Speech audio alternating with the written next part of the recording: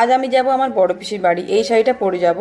আর এত বড় হয়ে গেছে, আমার বিয়ে হয়ে গেছে, তার সত্ত্বেও বড় পিসি বলো আর ছোট পিসি বলো, কোনো পিসি বাড়ি আমার যাওয়া হয়ে ওঠেনি।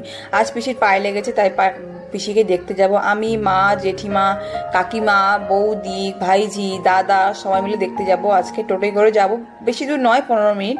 আমি রেডি হয়ে গেছি, কেমন লাগছে অবশ্যই কমেন্ট করে জানিও। পিসির বাড়ি যাওয়ার জন্য মিষ্টি কিনে নিলাম। আর এই যে পিসির বাড়িটা দেখছো, প্রায় 90 বছরের পুরনো বাড়ি, চারিদিকে শুধু শাল কাঠের জিনিস, শাল কাঠের জিনিস, আমি দেখে অবাক। চলে এসেছি, আর পিসির সঙ্গে সবাই মিলে গল্প করছে। জেঠিমা, মা এখনো এসে পৌঁছনি, মা একটু পরে আসবে। জেঠিমা, কাকিমা, ভাইজি, বৌদি সবাই মিলে বসে বসে গল্প করছে, আর আমি চারিদিকটা ঘুরে ঘুরে দেখছিলাম। বিশাল বড় বাড়ি। সব থেকে ইন্টারেস্টিং ছিল এই খাটটা। এই খাটটা আমার ঠাকুরদা আমার পিসিমণিকে দিয়েছিল তার বিয়ের সময়। আর এই ঘরটা দেখো, ছাদের মাঝখান দিয়ে ভেঙেই মোটামুটি সিঁড়ি হয়ে গেছে। চারিদিক দিয়ে যে যেরকম পেরেছে সে সেরকম সিঁড়ি করে নিয়েছে। এত বড় ঘর। সব কিছু দেখার পর মোটামুটি খাওয়া দাওয়ার পর চলে এলো। আজকে অনেক কিছু খাওয়া দাওয়া ছিল, মেনুটা আর বললাম না। খাওয়া দাওয়া করে সবাই মিলে বাড়ি চলে এলাম।